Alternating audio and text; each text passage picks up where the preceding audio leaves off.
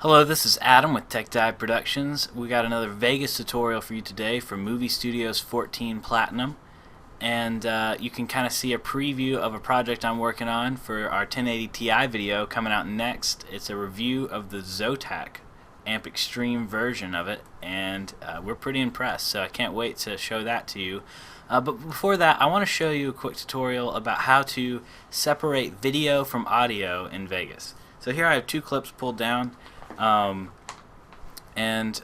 audio is connected. I can slide the clip around and you can see the audio is just following right to it. When I roll the clip back, the audio rolls with it, and there's really no way to separate them right here on the timeline. You got to go to this little toolbar, and this selection right here is called Ignore Event. And this little selection right here is called Ignore Event Grouping. You can select that, and what that does is it doesn't ungroup the audio and video, but it lets you ignore it while this is selected. So you got to remember that this is selected, or you're going to accidentally do some things you don't want to do. But select this, boom. Now you can move these around any way you want. So let's say I move this over here, and I move this over here. As long as you don't break the connection too much, it'll leave them grouped. And so you can still move them around together. So that's handy. I'm going to Control Z, Control Z, and Control Z. There we go. They're back together, and I have this unselected, so you can see they move together still. So sometimes what you want to do is you don't want to just break off. Sometimes you want the audio gone, and you want to replace another type of audio with it.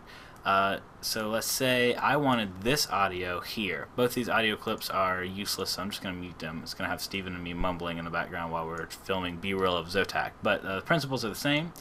Gonna ignore event groupings. I'm gonna slide this audio down and under here, boom. And so now I'm gonna delete this video right here, and now I have audio stacked, and I can line them up. Let's say I want to replace this one. I can highlight this bottom key. Let me show you more what I'm doing here. You can highlight this bottom one, hold the control key. This is really important. Highlight the top one, right click, group, create new group, and then while leaving this checked, or at this point you can even uncheck this, you can delete this one because it's no longer part of the group. It replaced it with this bottom one, which you can slide up, and there you go. Now the audio from this old clip is now the audio for this new clip.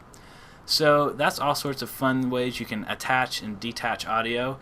Another handy trick you're going to want to do when you're doing more advanced editing, something you want is you may not want your clips to just hard cut with the audio. Sometimes you want your audio to bleed into the other clip. So you can select this, you can roll this audio back, roll this audio forward, have the video cut where you want it to cut. This is not the cleanest way of doing it, but you need to unselect that again, and then you can pull this together. And then maybe scroll in here and get a little more exact. But boom, now you have the clip cutting at a different time that the audio cuts, and you can have more advanced cuts that way, where it's not, your audio is not always clipping out when your camera flashes. So those are some fun facts and tips and tidbits about how to use the Ignore Event Grouping. More specifically, how to separate your audio track from your video track and get the most